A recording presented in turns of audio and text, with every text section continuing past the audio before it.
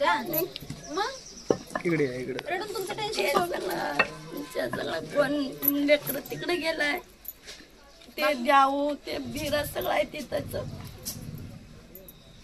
आता मला एक गोष्ट सांगा, हे जे झालंय नैसर्गिक गोष्ट आहे, आपण स्वतःहून तर नाही केलेलं बरोबर.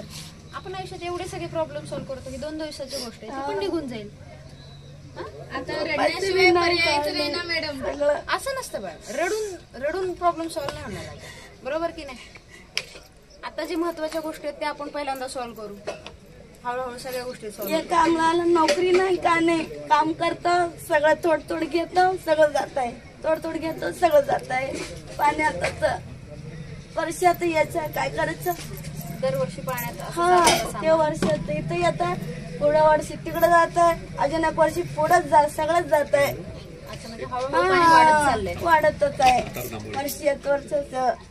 बरं झालं असं कसं काय हो? ऍटलिस्ट की म्हणजे आम्हाला का नोकरी आहे का नवऱ्याला नोकरी आहे, काय काम करतो थोडं पडत खातो बसतो, कमवून काय सगळं कमवून सगळं जात आहे. म्हणजे याच्यावरून ही गोष्ट लक्षात येते की बऱ्याच लोकांना हे गाव कुठे आहे सिंदखेड हे माहित सुद्धा नसणार आहे. महाराष्ट्रातल्या कुठल्या कोपऱ्यात हे गाव आहे किंवा कुठल्या बॉर्डरला हे गाव आहे आतापर्यंत कोणालाच हे कळलं नसणार आहे. पण होईल तेवढं आपण लोकांपर्यंत हे पोचवू की इथं किती दशा म्हणजे विद्रोह इतका झालेला आहे आणि ह्या सगळ्या गोष्टी त्रास इतका आहे ह्यांना की आज मी इथपर्यंत पोचले तर उद्या शासन सुद्धा इथपर्यंत पोचलं पाहिजे. आता शाळेत थोडं सामान, तिथं थोडं सामान, तिकडं थोडं सामान ठेवायला बी जागा नाही, कसं राहावं कसं करावं.